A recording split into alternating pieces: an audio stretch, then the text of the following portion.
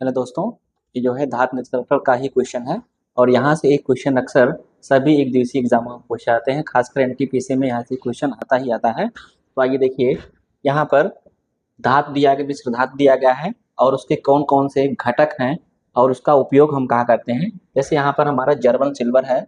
German silver जो है, जनवर सिल्वर हमारा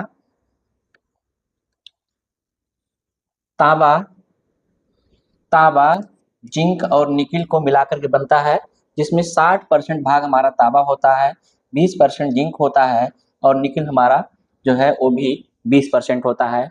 और इसका उपयोग हम बर्तन बनाने में करते हैं। कहाँ करते हैं? बर्तन बनाने में। इस तरह से पीतल पीतल भी हमारी एक तरह से मिश्र धातु है।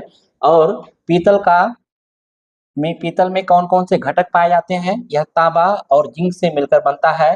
तांबा हमारा 70% भाग है इसमें और जिंक 30% भाग इसमें जो है शामिल है। इसका उपयोग भी हम बर्तन बनाने में करते हैं। इस तरीके से अगर कांसा देखा जाए तो कांसा जो है तांबा और टिन को मिलाकर के बनता है, जिसमें तांबे की मात्रा 90% होती है और टिन की मात्रा 10% होती है और इसका उपयोग सिक्का और बर्तन बनाने में करते हैं।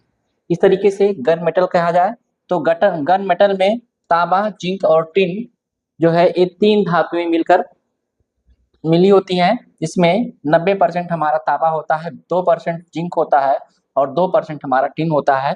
और इसका उपयोग हम करते कहाँ हैं? तोप बनाने में और गियर बनाने में करते हैं। डेल्टा मेटल में तांबा, जिंक और लोहा मिला होता है, जिसमें 60% भाग हमारा तांबा होता है, 38% भाग जिंक होता है और 2% भाग हमारा लोहा होता है। इसका उपयोग हम कहाँ करते हैं? वाल बनाने में और बियरिंग बनाने में करते हैं। इस तरह से अगर हमारा देखा जाए डच मेटल, तो डच मेटल का उपयोग हम कहाँ करते हैं? डच मेटल का उपयोग सस्ते आभूषण बनाने में करते हैं और यह तांबा और जिंक से मिलकर बना होता है, जिसमें 80% भाग तांबा और 20% भाग जिंक होता है। अगला देखें हम मोलिन मेटल में जो है निकिल और तांबा मिला होता है, जिसमें 70% भाग हमारा निकिल होता है और 30% भाग तांबा होता है। इसका उपयोग हम करते कहाँ हैं?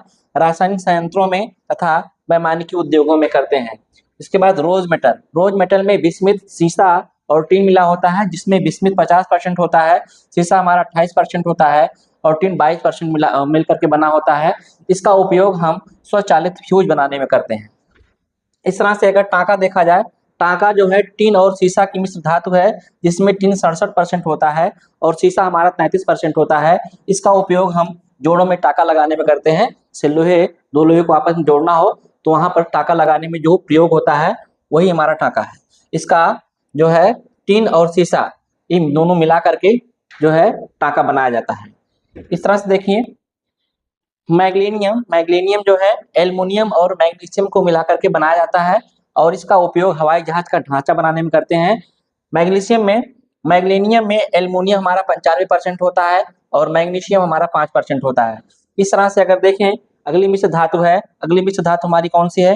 ड्यूरेलुमिन ड्यूरेलुमिन हमारी मिश्र धातु है और ड्यूरेलुमिन बनती किससे है? एल्युमिनियम, तांबा और मैग्नीशियम और मैग्नीज, ये चार धातुओं से मिलकर बनती है, जिसमें सबसे अधिक मात्रा एल्युमिनियम होती है। एल्युमिनियम की मात्रा होती कितनी है? 95%। तांबा हमारा 4% होता है, बाकी मैग्नीशियम और मैग्नीज 1.55% होते हैं। इसका उपयोग हम प्रेशर कुकर, हवाई जहाज का ढांचा बनाने में करते हैं। और अगली हमारी मिश्र धातु है मुंज मेटल जो है यह तांबा और जिंक को मिलाकर के बनता है, जिसमें तांबा 60% होता है और जिंक 40% मिला होता है और इसका उपयोग हम जहाज रानी उद्योग में करते हैं। तो इस तरह से इसको हम तैयार कर लेंगे तो यहाँ से आपका एक क्वेश्चन कंफर्म हो जाएगा, जो लगभग सभी एक दिवसीय एग्जाम में पूछे जाते हैं।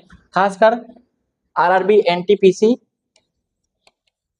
में एक क्वेश्चन आएगा ही आएगा यहाँ से, तो इसको आप लोग तैयार कर लीजिए।